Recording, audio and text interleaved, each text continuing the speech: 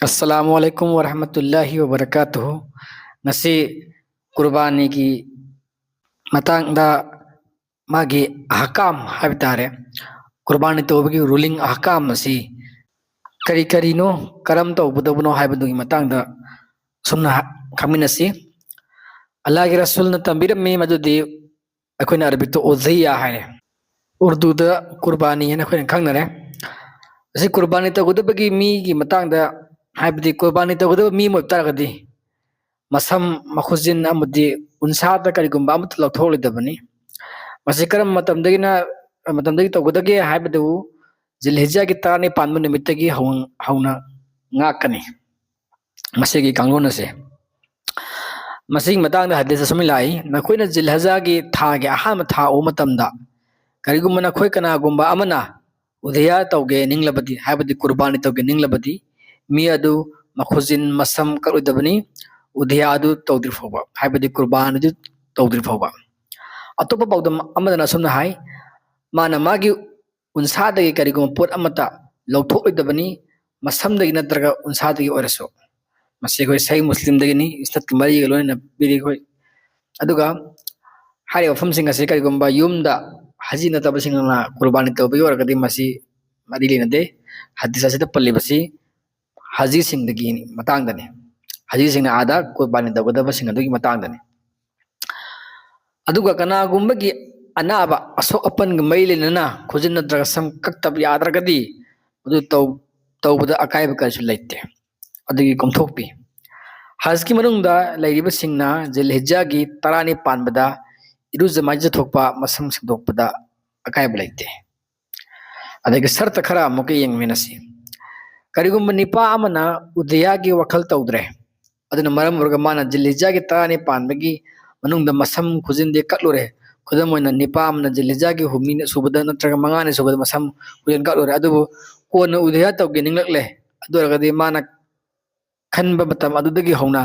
rasuna thingliba singasi ngakpatai aduga miye mana mage gi udhiya tawnabage sadubu miye amda jabiha tawhallani khanduna mana masam kakpana tra kujin kakpiyate maramdi haibadi haji aduna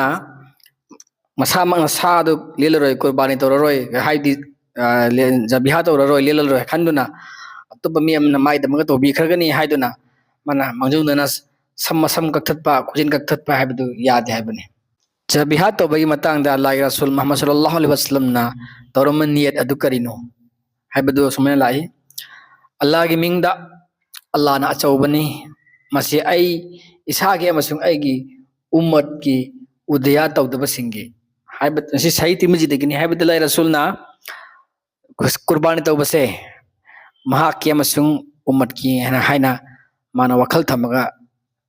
qurbani tawki haibatare adaga pawdama madana akhoge irwa al ghalil hadith number 1138 amasung 1132 dagi ya Allah masi nangon dagini amasung nangi damaktani haibo wahi asesu mathakki wahi sega makha samtharammi haibadi hajaina pankiba tirmizi afamudu adu wasiga pun laga riwayat lakpasu yawe durak padai haijeni budi hajaina pankiba asidagi aikoina khamngami madudi udhiya tawgodoriba nipa nupi aduna udhiya taw matamda masa khakki tawdabida muslim ichilinaw singi prithvi le muslim umma gi una tawani adugumba muslim umma aikoigi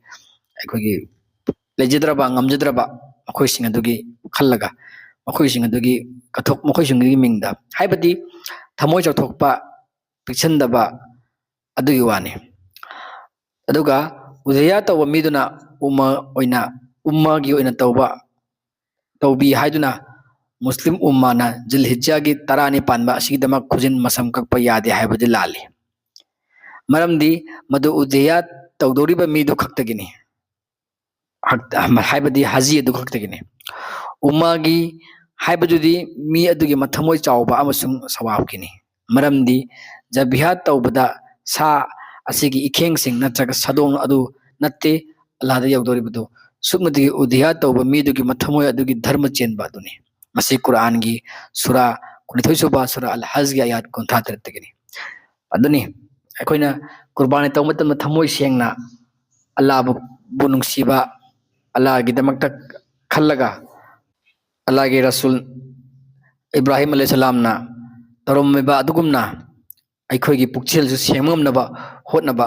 aduni nunggi arthadi adai khoi sa se kyam chawi sa se kyam phajadra facebook ka thagatna adagi social media da haputna adagi pasha su piri me gaina ponga adum chalaga de adu qurbani do kainta lawroi cha ge mi di bahut thangani ma ge de to roi aduna akhoi sumba gaman takabbur dagi khoi ngana bhotna se khoi tau doriba ibadat khode makta aduna ngasi gi di matang ada share hare losenjarage assalamu alaikum warahmatullahi wabarakatuh